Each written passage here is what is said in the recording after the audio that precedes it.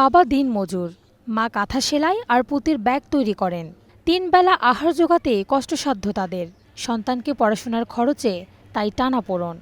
দারিদ্রতা থামাতে পারেনি প্রমারানী কর্মকারকে। অভাব অনটনকে পেছনে ফেলে এবারের এসএসসিতে জিপিএ 5 পেয়ে তাক লাগিয়ে দিয়েছে অদম্য এই কিশোরী। টিউশনি করার মাধ্যমে যে টাকাটা আমাকে দিত, এই টাকাটা আমি বাবারে দিতাম। আর মাঝে মধ্যে যদি কেউ আমার কাছে আসে বা কোনো কাজ করতে আসে, তখন শিখাইলে তখন আমার টাকা দেওয়া হতো।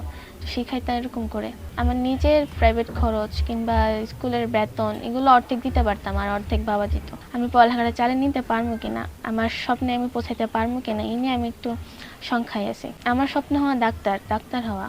ব্রাহ্মণবাড়িয়ার নবীনগর উপজেলার ভোলাচং উচ্চ বিদ্যালয় থেকে বিজ্ঞান বিভাগে পরীক্ষায় অংশ নেয় প্রমা। নেই কোচিং বা প্রাইভেট টিচার, ছিল শুধু ইচ্ছাশক্তি, আত্মবিশ্বাস আর সীমাহীন পরিশ্রম ধরা দিয়েছে সেরা ফলাফল। ছোটবেলা থেকেই ডাক্তার হওয়ার স্বপ্ন প্রমার, কিন্তু একসময় পড়াশোনা বন্ধ হওয়ার উপক্রম হয় তার। ধার দেনা করে মেয়ের পড়ার টাকা জোগাড় করেন বাবা।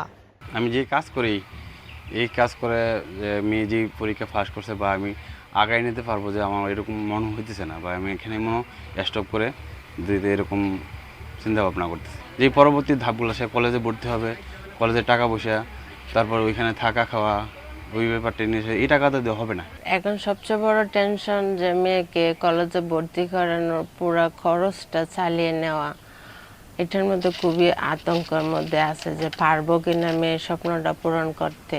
প্রমার পড়ালেখা এগিয়ে নিতে সহযোগিতার আশ্বাস উপজেলা নির্বাহী কর্মকর্তার। এই মেয়েটা আসলে মেধাবী, আমি আগেও শুনেছি, তো সে ভালো রেজাল্ট করেছে গতকাল আমি জানতে পেরেছি। অসচ্ছলতা হয়েছে, তো আমরা উপজেলা প্রশাসন থেকে পরবর্তীতে সে যাতে সাফল্যের সাথে পড়াশোনাটা চালিয়ে যেতে পারে, আমরা আমাদের উপজেলা প্রশাসনের পক্ষ হতে যতটা প্রয়োজন আমরা ব্যক্তিগতভাবে তাকে সার্বিক সহযোগিতা দেওয়ার চেষ্টা করব। ডাক্তার হয়ে পরিবারের অভাব মোচনের পাশাপাশি সমাজের সেবার প্রত্যয় প্রমার। Ishrat Lubna, star news.